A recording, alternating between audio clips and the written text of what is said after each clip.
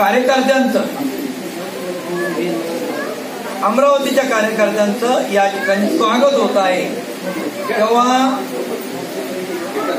आदरणीय मुंबई प्रदेशचे अध्यक्ष वानखेडे साहेब हे विजय चोरपगार साहेब यांचं पुष्पगुच्छ देऊन स्वागत करत आहे.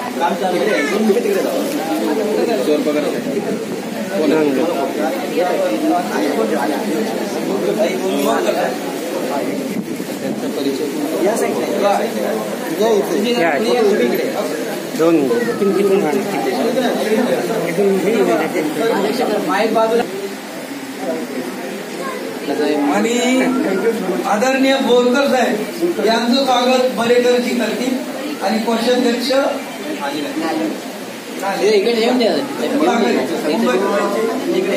बरेकर आणि ऑडिटर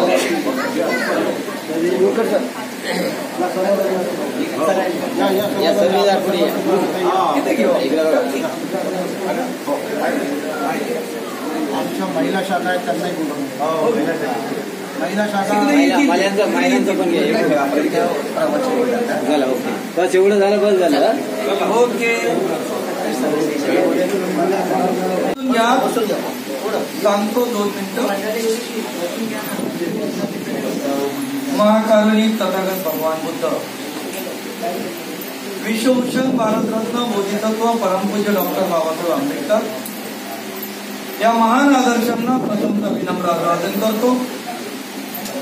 ज्या धम्मसंस्थेच्या माध्यमातून बोधिसत्व परमपूज्य डॉक्टर बाबासाहेब आंबेडकरांनी स्वतः बौद्ध धम्माची दीक्षा घेतली आणि आपल्या लाखो अनायांना बौद्ध धम्माची दीक्षा दिली, ती भारतातील तमाम बौद्धांची मातृसंस्था the Buddhist society of India. Buddhist society of India या धम्मसंस्थेच्या गेली 45 वर्ष राष्ट्रीय अध्यक्ष म्हणून त्यांनी भारताच्या कानाकोपऱ्यामध्ये बौद्ध धम्माचं वेदोन पोहोचवलंय. या विद्यमान संस्थेच्या राष्ट्रीय संरक्षक महाउपासिका राधाबाई आंबेडकर यांच्या 46 वर्षाच्या 80वे धम्म आचार्याला विनम्र अभिवादन. संस्थेचे दुसरे राष्ट्रीय अध्यक्ष चैतन्याचे जनक सूर्यपुत्र भैयासाहेब आंबेडकर यांच्याही पावन स्मृतीला विनम्र अभिवादन. संस्थेचे राष्ट्रीय कार्याध्यक्ष आणि समता सैनिक दलाचे राष्ट्रीय अध्यक्ष आपल्या सर्वांचे मार्गदर्शक आदरणीय डॉक्टर भीमराव आंबेडकर साहेब यांच्याही धम्मकार्याला विनम्र अभिवादन. आज चैतन्य या ठिकाणी वर्षवास प्रवचन मालिका संपूर्ण भारतभर ही 3 महिने वर्षवासाची प्रवचन मालिका सुरू आहे. त्या प्रवचन मालिकेमध्ये उपस्थित पूज्य बनते बुद्धरत्नजी यांना आणि पूजनीय भिक्खू संघाला मी वंदन करतो.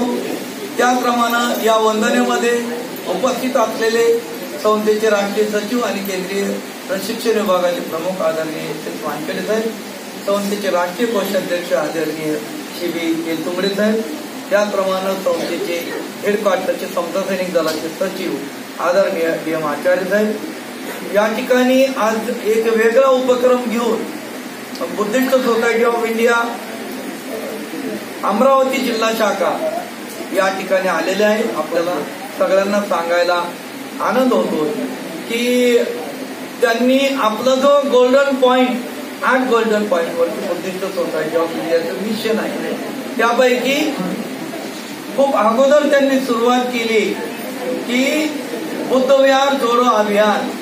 या बुद्धविहार जोडो अभियान अंतर्गत त्यांनी प्रत्येक विभागामध्ये प्रत्येक मोहल्ल्यामध्ये त्या ठिकाणी जाऊन बुद्धविहारामध्ये धम्मवंदनेचा प्रत्येक रविवारी कार्यक्रम घेणं अशा पद्धतीचा त्यांनी उपक्रम सुरू केला आणि जवळजवळ 7 वर्ष झालेले आहेत.